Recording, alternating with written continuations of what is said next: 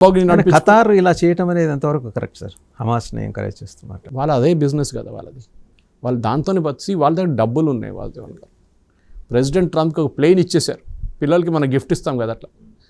Air force 1 ఇప్పుడు అది modify చేసి ఎయిర్ ఫోర్స్ 1 చేశారు దాన్ని. President Trump son in law company, president Trump కంపెనీలో వాళ్ళ కొడుకు కంపెనీలో $1 ట్రిలియన్ పెట్టబోతున్నట్ట పెట్టుబడి. యూఎస్కి పెట్టుబడి అంటున్నాడు, అది యూఎస్కి వెళ్ళదు, ఈ కంపెనీలకి వెళ్తుంది. దీనికన్నా ముందు కూడా పెట్టుబడి పెట్టారు దాంట్లో. ఖత్తర్కి ఒక సెల్ఫిష్ ఇంట్రెస్ట్ ఉంది. ఓకే, అన్నిటికంటే పెద్ద బేస్ మిడిల్ ఈస్ట్లో ఖత్తర్లో ఉంది, యూఎస్ బేస్, అలౌద్ బేస్. 8,000 మంది ఉన్నారు అక్కడ, సర్వీస్ మెన్ ఉన్నారు, యూఎస్ సర్వీస్ మెన్. దాని డబ్బులు ఖత్తర్ కడుతున్నారు, వాళ్ళ జీతం అక్కడ ఉండడానికి.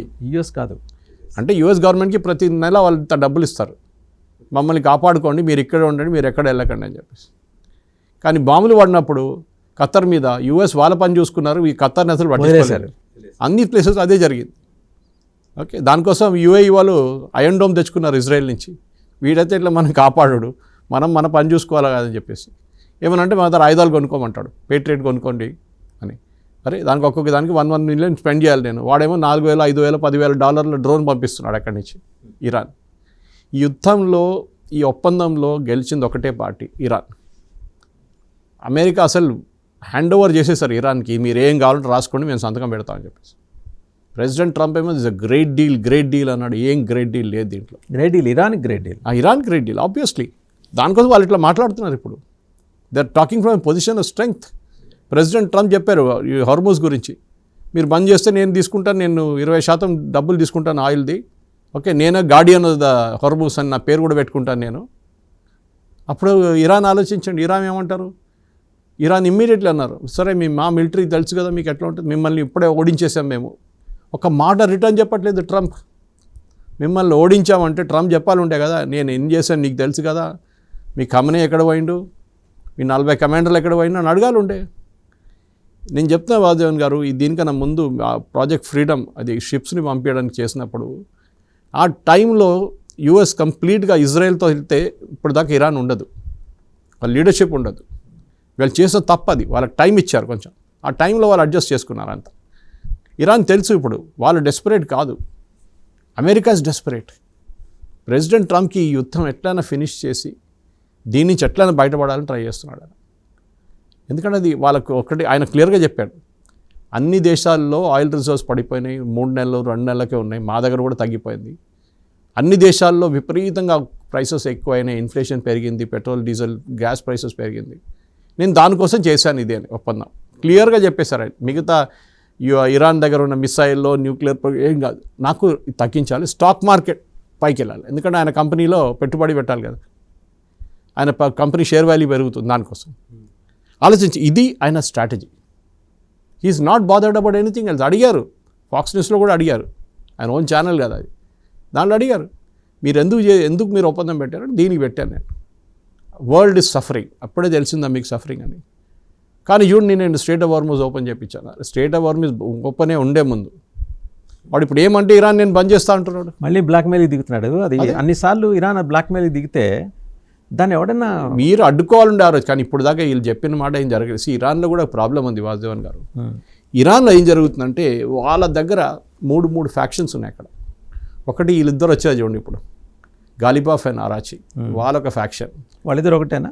వాళ్ళొకటే గ్రూప్. ఇంకోటి అక్కడ ఐఆర్జీసీ వాళ్ళు ఉన్నారు, ఐఆర్జీసీ ఒక ఫ్యాక్షన్. ఇంకా ముల్లాలు ఒక ఫ్యాక్షన్, కమేని. పెజెష్కిన్ ఎట్టున్నాడు? ఆయన న్యూట్రల్, ఆయన అసలు రోల్ లేదు ఇప్పుడు దానికి. ఆయన వస్తుండే దీనికి నెగోసియేషన్, ఆయన రాడు. అరాచి ప్రీవియస్ దాంట్లో కూడా ఉన్నాడు, ఏది జేసీపీ అగ్రిమెంట్ చేసినప్పుడు కూడా అరాచి వాజ్ నెగోషియేటర్, ఫారెన్ మినిస్టర్ కాదు అప్పుడు. సో వాళ్ళకి ఎక్స్పీరియన్స్ ఉంది. ఈసారి ఇరాన్ వాసుదేవన్ గారు మొత్తం టెక్నికల్ టీం తీసుకెళ్లారు తోడు. I'm surprised. టెక్నికల్ టీం అంటే అక్కడ సెంట్రిఫ్యూజ్ గురించి మాట్లాడడానికి, యురేనియం గురించి మాట్లాడడానికి, ఫైనాన్స్ గురించి మాట్లాడడానికి టీంలు తీసుకెళ్లారు వీళ్ళు. దీంట్లో ఒప్పందంలో అన్నిటికంటే పెద్ద తప్పు ఎక్కడ చేశారంటే 2 తప్పులు. ఒకటి, మీరు కమిట్మెంట్ ఇచ్చారు, ఈ డీల్ సంతకం పెట్టంగానే మీకు రిలీజ్ ఆఫ్ ఆల్ యువర్ డబ్బులు మేము మీ దగ్గర నుంచి గుంజుకున్న డబ్బులు అన్ని బ్యాంకులలో పడి ఉన్నాయి, మన దేశంలో కూడా పడింది, భారతదేశంలో కూడా, ఖతార్లో మెయిన్లీ పడింది, అది మొత్తం రిలీజ్ చేసిస్తామని చెప్పి.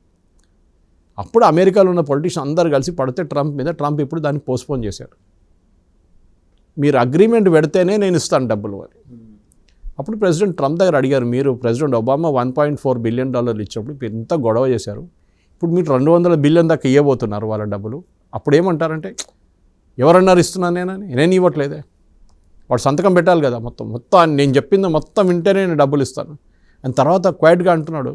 అది వాళ్ళ డబ్బులే కదా, ఏదో ఒక రోజు మనం రిటర్న్ ఇవ్వాలి కదా వాళ్ళకి. ఆలోచించి అప్పుడు ట్రంప్ ఈయన ఒబామా చేస్తున్నాడు, మీకేం ప్రాబ్లం ఉండే అప్పుడు?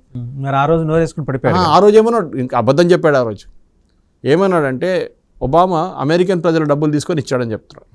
కాదు, సేమ్ ఇట్లానే సీజ్ చేసిన డబ్బులు కొన్ని అమెరికన్ బ్యాంకులు వాడు ఉండే, అది తీసి వానికి ఇచ్చారు. అది కూడా $1.4 బిలియన్ నథింగ్. ఇప్పుడు $200 బిలియన్ ఇవ్వాల్సి వస్తుంది. అది పోనీయండి. ఇప్పుడు రెండో మాట నేను చెప్పాను కదా, 2 పాయింట్స్ ఉన్నాయి కదా. $300 బిలియన్ రీకన్స్ట్రక్షన్కి పెడతారంట. అంటే అమెరికా రియల్ ఎస్టేట్ వ్యాపారం చేస్తారు. అదే అమెరికా కొట్టుపడిన బిల్డింగ్లు, అమెరికా కొట్టుపడిన బ్రిడ్జ్లు, మిగతా అన్ని ఇన్ఫ్రాస్ట్రక్చర్ మళ్ళీ కట్టాలంట. ఎవరు? వీళ్ళే కట్టియాలంట. సో అమెరికా అన్నారు, మేమైతే ఇవ్వం డబ్బులు, మీరు పక్కన ఉన్న వాళ్ళు ఉన్నారు కదా, వాళ్ళ హఫ్తా ఇస్తారు మీకు, వాళ్ళ దగ్గర తీసుకోండి.